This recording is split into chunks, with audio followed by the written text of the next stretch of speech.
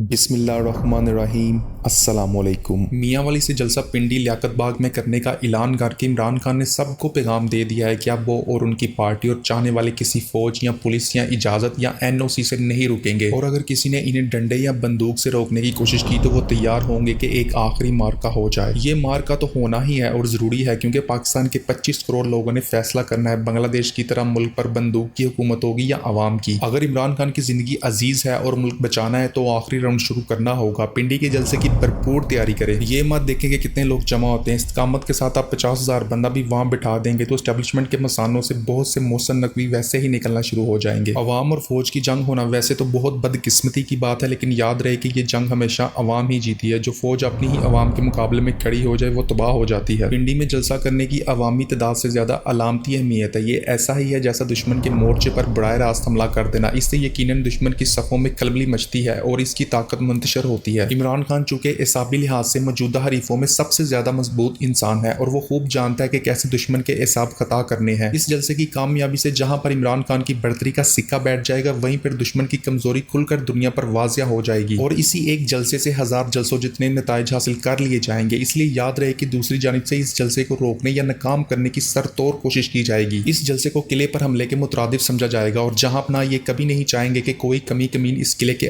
آس پاس بھی پھٹکے، لہٰذا یہ جلسہ آر یا پار کے اصول پر کیا جا رہا ہے۔ عمران خان اپنی زندگی کو داؤ پر لگا کر آپ کے لیے جارحانہ کھیل رہا ہے۔ عمران خان کی آواز پر اپنی نسلوں اور ان کی بقا کے لیے نکلیے۔ یہ جنگ عمران خان PTI یا لیڈرز کی نہیں ہے، یہ ہم سب پاکستانیوں کی غیرت کی لڑائی ہے۔ تمام طبقوں، ڈاکٹرز، وکلاء، تاجر، کسان، طلبہ و طالبات، مزدور، گھریلو خواتین، سب کو نکلنا ہوگا۔ سلمان اکرم راجہ سے آج حامد میر نے سوال پوچھا کہ کیا یہ پارلیمنٹ کا دائرہ اختیار نہیں کہ وہ جو چاہے ترمیم پاس کرے؟ سلمان راجہ کا جواب سنیے۔ اگر پارلیمنٹ ترمیم کر دے کہ ملک میں کبھی الیکشن نہیں ہوں گے اور موجودہ اراکین اسمبلی مرتے دم تک اس کے ممبر رہیں گے تو کیا یہ ترمیم آئینی کہلائے گی؟ کیا سپریم کورٹ اسے اٹھا کر گٹر میں نہیں پھینک دے گی؟ پارلیمنٹ کے پاس ترمیم کا اختیار ہے، لیکن صرف وہ ترمیم جو آئین کے دائرے میں ہو۔ بنیادی حقوق سے متصادم یا آئین کی روح کے برخلاف جو بھی ترمیم آئے گی اسے مسترد کرنا برحق ہے اور سپریم کورٹ کا اختیار ہے۔ عمران خان نے جیل جانے کے بعد وکلاء کو پارٹی کی عادت سونپی اور یہ اس کا ماسٹر سٹروک تھا، جس کا جواب نون لیگ کے FFL دماغوں کے پاس نہیں تھا۔ آج وہی وکلاء ان ڈفرز کو ناکو چنے چبوا رہے ہیں اور سر پر جوتے رسید کر رہے ہیں۔ عمران خان کو جیل میں جانے کے بعد اپنے پیچھے ایک منظم، تعلیم یافتہ اور نتائج پر یقین رکھنے والے افراد کی ضرورت تھی۔ عمران خان اچھی طرح سے جانتا تھا کہ سیاسی لوگ وفاداری سے منحرف کر لیے جائیں گے، ان کو ایک ایک کر کے مرضی کے سانچے میں ڈال لیا جائے گا، ان کو تحریک جاری رکھنے سے روک لیا جائے گا۔ اسی نتیجے نے عمران خان کی سوچ کو وکلاء کی جانب جھکایا اور عمران خان اس بات پر قائل ہوا کہ وکلاء ہی وہ منظم افراد کا گروہ ہے جو میرے پیچھے پارٹی کو کامیابی سے چلا سکتا ہے، حکومت اور اسٹیبلشمنٹ کے لیے حالات مشکل بنا سکتا ہے۔ تو جب عمران خان نے اپنی گرفتاری کے بعد پارٹی کی قیادت وکلاء کو سونپی، ایک بار پھر عمران خان کی سیاسی بصیرت نے کام کر دکھایا۔ کچھ دن پہلے سہیل وریچ نے کہا کہ اب عمران خان کو اقتدار دیے بغیر چارہ نہیں ہے، وزیر اعظم بنا کر سازش کر کے ناکام کر کے نکال دیں گے تو بہتر ہے، ورنہ عمران خان کا بخار ختم نہیں ہوگا۔ یہی منصوبہ جنرل باجوہ کا 2018 میں تھا کہ وزیر اعظم بنا کر ذلیل کریں گے اور 2019 میں نکال دیں گے۔ ایکسٹینشن کے بعد یہ پلان پکا تھا۔ ڈگی کے اندر شہباز شریف کے ساتھ ملاقاتیں ہو چکی تھی، اس کے بعد لندن میں ملاقاتیں ہو چکی تھی، لندن پلان بن چکا تھا۔ عمران خان کی حکومت کے خلاف لفافوں کے پٹے کھول دیے گئے تھے اور وہ ہر طرف سے حملہ